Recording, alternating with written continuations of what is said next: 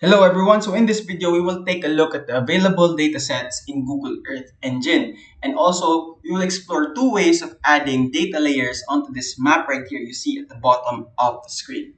Okay, so let's go to the datasets. So if you go to google.com and then you type in Google Earth Engine datasets, so you will be given the catalog, Earth Engine data catalog. So we have your clusters of data here, categories of data: surface, temperature, climate, atmospheric data, weather data, and different imagery sources: Landsat, Sentinel, MODIS, other high resolution imagery, and we also have digital elevation models.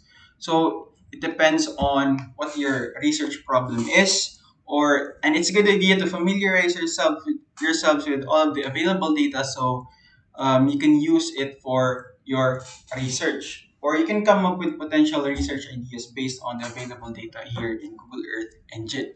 Okay, so let's say we go to the climate data. So we are given here the different data sources. Okay, and if you click one of them, okay, so we are given here the information. So we have here the description, the bands available, and then image properties, terms of use, citations if you need that for documentation purposes. And we have here a snippet. So a snippet here, you can just copy and paste it to the code editor if you want to explore this data set. Okay, so let's now try to learn two ways in exploring data here in Google Earth Engine by adding it onto the map here we have at the bottom. So the first one is using the snippet here that I just mentioned here in the Google Earth Engine data catalog. So let's say I want to use Landsat 8 for this demonstration. Landsat 8, I press enter there. You'll be given these different sources. We have Landsat 8 Tier 1 Real-Time TOA Reflectance. Okay, I will use this one. So if you use this one, so it has the same information. This is a generic format for all the data set, and we can copy this code here. Just copy the code sample, then paste it in your script. So if you run that, let's just wait for the images to load. So there are a lot of images here, right? And if you zoom in, here, you can actually see that on the edges that these are overlapping images, because we have a lot of images here.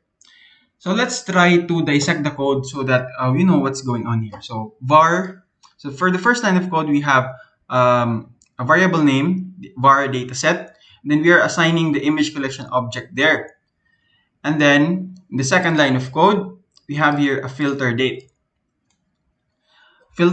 So what we will discuss filtering in the next video, but what this basically does is we are using the imagery for the whole year of 2017. So this is from and to. So January 1, 2017 to December 31, 2017. So a whole year of Landsat imagery. And then if we go back to the first line of code, we have here ee.imageCollection Landsat LC08 CO1 T1 underscore TOA. So where did we get this string right here? So if we go back to our data catalog, so we have here, this is already given in this information sheet here, and you can copy it and then paste it in your code editor. Okay, so let's now proceed to var truecaller 432. So this is the variable name for our data set, and we select only 3 bands. So band 4, band 3, and band 2 for RGB visualization. And so that's one way of selecting the bands that you want. So for example, if you don't know what select does, you can just go to the docs here. So let's try to search this select. So dataset, it's important to note that dataset is an image collection object.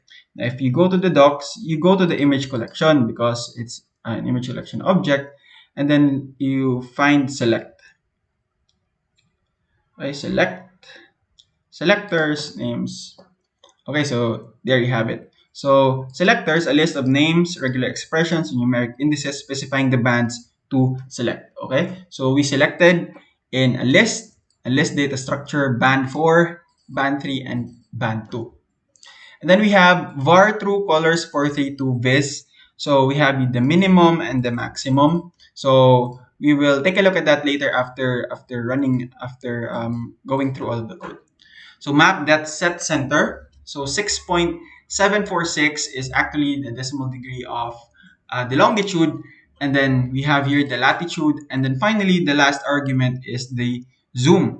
So if we change this, let's say, for example, we enter 1. If we run the code, it's actually zoomed out a lot. So if we double it, so from 6, we input 12. So we zoom in. Okay, so that's basically how that works. Then finally, for the last line of code, we have map that add layer. So there are 3 arguments that we put here. You can put more arguments, but those are optional. Actually, this name is actually optional. So you can search this add layer, and so you can let's try searching it. So add layer. So it's under map, add layer. So we have the arguments that you can put here. So we have the object, the visualization parameters, the name, and then you have a shown here, then opacity. Okay, you can explore these other parameters as well if you want. And then if you run this code, so we've run it already. No, run this code. You can see here on the layers, you have true color 432. So where did that name come from? So this is where it came from. Let's say we try to change this. Try to change this to a random layer name. Random layer name. So let's run this code. Okay, so let's go to the layers here. So as you can see, the layer name is now random layer name. Okay, so if you click this settings button here, you can manipulate the visualization. So band 4 for the red, band 3 for the green, and band 2 for blue. So you can assign different bands here, so depending on what features you want to investigate in the image. And then you can also manipulate the ranges here. So in the true color 432 vis, that's 0 to 0.4. So if you want to modify it to 0.6, you can apply it. You can apply it and observe the changes in the visualization of the data. So let's say if you apply 0.3, it will become lighter. So it depends on the radiometric resolution of your data as well. Okay, so that's it for the first way in exploring and in loading a data layer in Google Earth Engine. So now let's move on to the next method. So let's erase all this code here.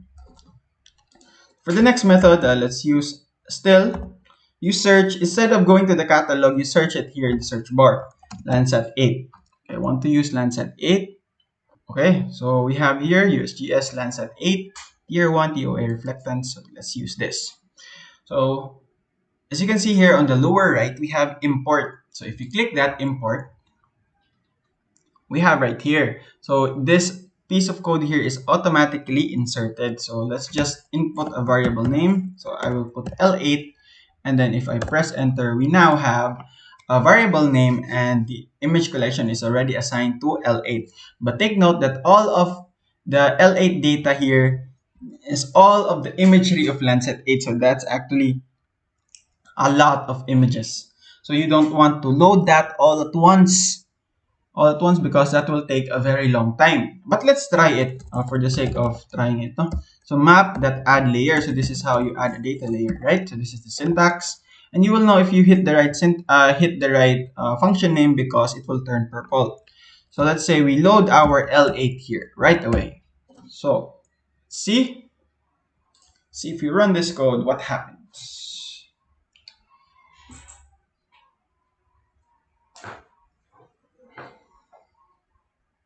Taking a very long time because we are adding a lot of images. See, it's actually taking a very long time to load, but let's see here. Let's try to create a filter just like in the previous technique. So let's try here, L8, L8 underscore filtered. Okay, filtered is equal to L8 dot filter date. Filter date, and then let's use the string format. String format 2021 September, and then September 1, and then the end will be, let's try September 10. September 10, that's semicolon there. So let's try to add our filtered to the map. See the difference in the speed of loading data? Oh, there's an error. So this is an invalid syntax here. It should only be 10. So if we run it again, so it's actually faster because we're actually loading fewer images here compared to that one. No? Okay, so that's how you load data here. So if we go to the layers here, we have layer 1.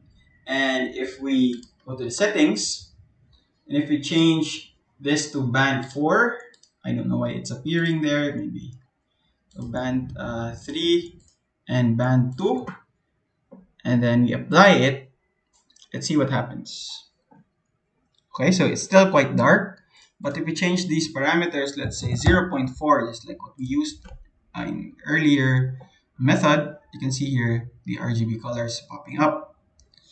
And then you can also import this visualization, these visualization parameters. So if you click import here, it will be automatically inserted into your code here, the first lines of code, so that you won't have to enter it every single time. So that's basically it for this video. So I hope you learned something. So to recap, if you want to explore the data sets, you can go to the Earth Engine data catalog and you can check all the images that are available. And then we also discussed the two ways of adding data layers into Google Earth Engine. So thank you very much for watching. Hope you learned something, and I'll see you in the next video.